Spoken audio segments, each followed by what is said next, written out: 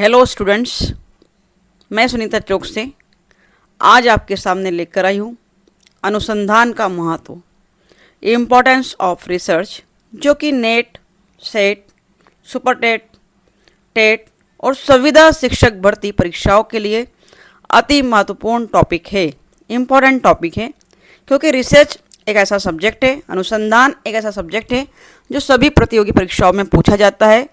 इसलिए आपको रिसर्च का आशय, रिसर्च की परिभाषाएं, रिसर्च की विशेषताएं, रिसर्च के स्टेप्स, रिसर्च का इम्पोर्टेंस, रिसर्च की क्वालिटी या गुण, सभी चीज़ें मालूम होना चाहिए विद्यार्थियों। मैं step by step research subject को सरीन एंड सरीन की बुक से बहुत डिटेल में पढ़ाने का प्रयास कर रही हूँ, जो कि आपकी एग्ज़ाम के लिए हेल्पफुल हो सके। तो आइए आज के इस वीडियो में हम चलते हैं इम्पोर्टेंस ऑफ रिसर्च की ओर, अनुसंधान के महत्व की ओर। देख रहे हैं स्क्रीन पर आपके सम्मुख है research advances frontiers of human knowledge. Human knowledge की बात की जा रही है। नंबर वन इम्पॉर्टेंट आपके सामने है पॉइंट।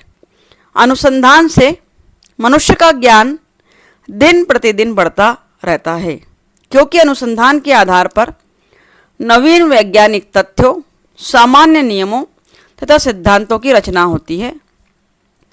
पूर्व स्थापित सिद्धांतों की पुनरावृत्ति होती है तथा नवीन उपकरण तथा नवीन प्रविधियां द्वारा इसकी पुष्टि होती रहती है। तो विद्यार्थियों, जब भी जिस भी क्षेत्र में अनुसंधान होंगे, रिसर्च होंगे, तो मनुष्य का ज्ञान, ह्यूमन नॉलेज तो डे बाय डे बढ़ेगा ही, प्रतिदिन बढ़ता है। हम ये कह रहे हैं नॉलेज क्यों?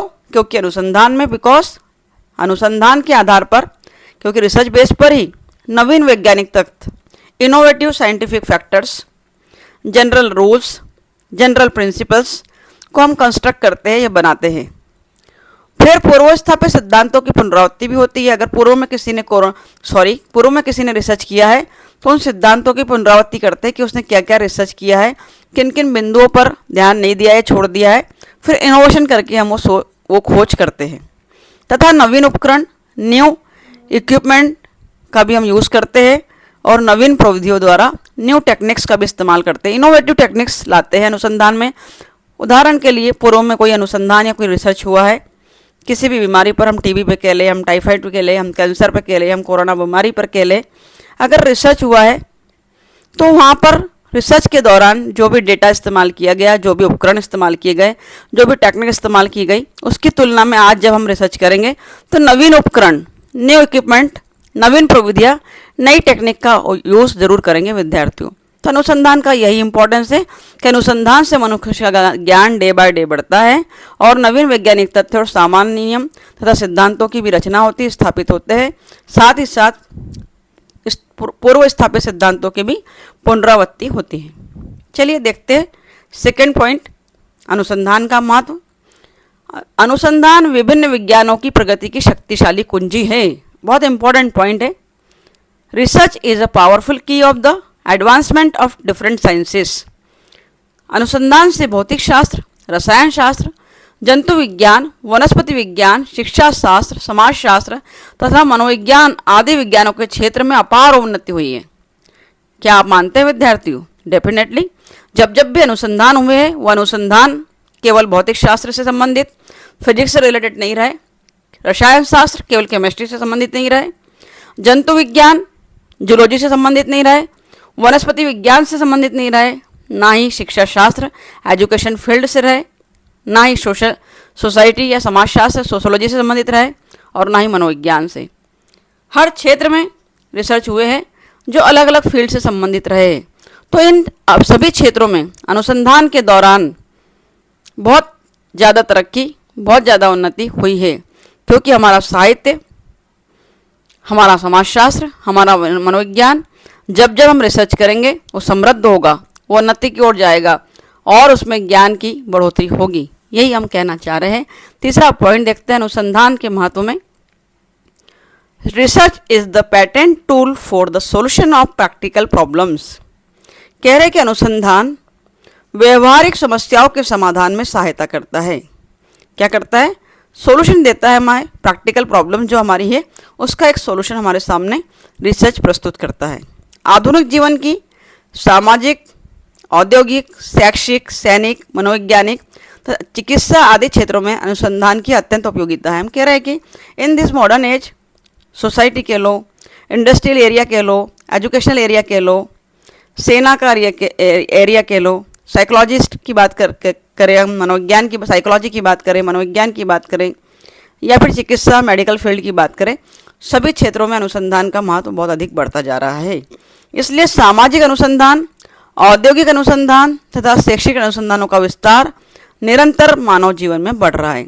इसलिए अधिकांश हम देख रहे हैं सामाजिक सोशोलॉजी से रिलेटेड या समाज से रिलेटेड, सोसाइटी से रिलेटेड अनुसंधान, रिसर्च, इंडस्ट्रियल रिसर्च और एजुकेशनल रिसर्च का बहुत ज़्यादा विस्तार हो रहा है। इस क्षेत्र में लोग लगातार कंसिस्टेंसी बनाए रखें और रिसर्च कर रहे हैं, रिसर्च के परिणाम दे रहे हैं, रिसर्च के रिजल्ट दे रहे हैं, जिससे हमारी भावी पीढ़ी समृद्ध हो रही है और आगे बढ़ रही है। अनुसंधान के महत्व में हम बात कर रहे हैं। Research is the guide of administrator. अनुसंधान प्रशासक का मार्गदर्शन करता है। अनुसंधान प्रशासक का मार्गदर्शक होता है, ये कहने की बात कर रहे हैं। अर्थात जो भी एडमिनिस्ट्रेशन है, प्रशासक है, प्रशासन कर रहा है, क्योंकि सामाजिक, शैक्षिक, औद्योगिक आदि अनेक क्षेत्रों की समस्याओं और क्षेत्र में रहने वाले लोगों की भावनाओं, अभिवृत्तियों तथा प्रक्रियाओं का ठीक ठाक ज्ञान प्रशासक को नहीं होता।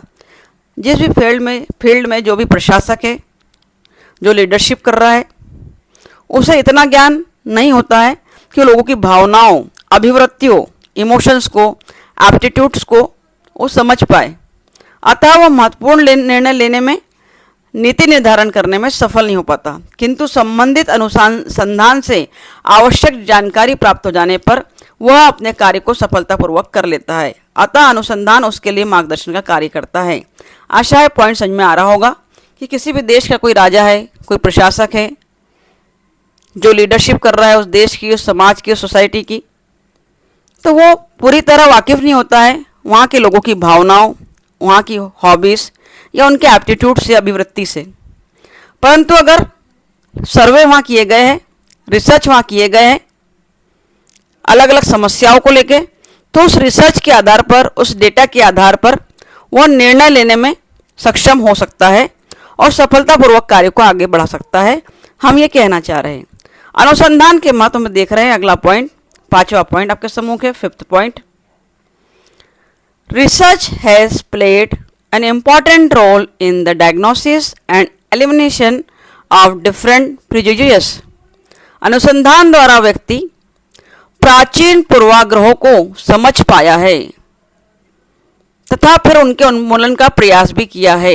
प्राचीन पूर्वाग्रहों को समझ पाया है अर्थात रिसर्च के द्वारा व्यक्ति या विद्यार्थी या अनुसंधानकर्ता जो भी पूर्वाग्रह रहे, पूर्व से हम ग्रसित रहे कुछ बातों को लेकर, कुछ विचारों को लेकर, कुछ घटनाओं को लेकर, तो जब भी हमें लगता है कि कुरीति बन गई है, ये समाज में खराबी बन गई है, तो उसका उन्मूलन किया, उसे जड़ से समाप्त करने का प्रयास किया। अतः उसके द्वारा प्राचीन पूर्वाग्रह कम तो हुए ही है, साथ ही कुछ समाप्त भी हो गए हैं और साथ ही पारस्परिक सहयोग, सद्भावना तथा समर्थन की भावना भी बढ़ी है कि अगर समाज के लोग पूर्वाग्रहों से ग्रसित है तो आधुनिक युग में रिसर्च पर अध्ययन करके पूर्वाग्रहों को, गलत सोच को समाप्त किया गया और नवीन सोच के साथ रिसर्च और अनुसंधान किए गए और सफलता की ओर बढ़ा गया। आगे देख रहे हैं 6 नंबर का पॉइंट आपके सम्मुख है, अंतिम पॉइंट है अनुसंधान के महत्व का। Research has led to the unparalleled intellectual development of human personality. अनुसंधान द्वारा मानव व्यक्तित्व का विकास हुआ है, उसका बौद्धिक विकास अत्यधिक हुआ है।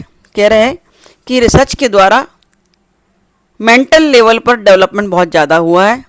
डेफिनेटली अनुसंधान एक जटिल प्रक्रिया है, परंतु क्रमबद्ध प्रक्रिया है और ईमानदारी के साथ की गई तथ्यों की खोज के साथ निष्कर्ष प्रमाण देने वाली एक प्रक्रिया है।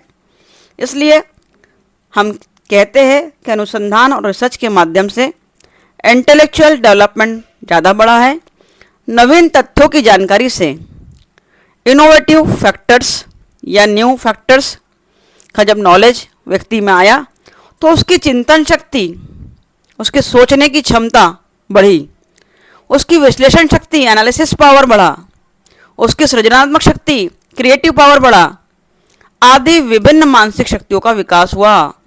मेंटल लेवल पर जितनी भी प्रकार की पावर्स होती है, रिसर्च के माध्यम से कहा जा रहा है कि उन सभी शक्तियों का विकास हुआ, जिसमें हम चिंतन शक्ति, विश्लेषण शक्ति, सृजनात्मक शक्ति की बात कर रहे हैं।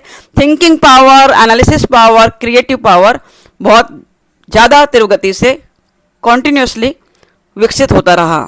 इस प्रकार मनुष्य के व्यक्तित्व का विकास तथा मानसिक विकास में अनुसंधान बहुत महत्वपूर्ण है।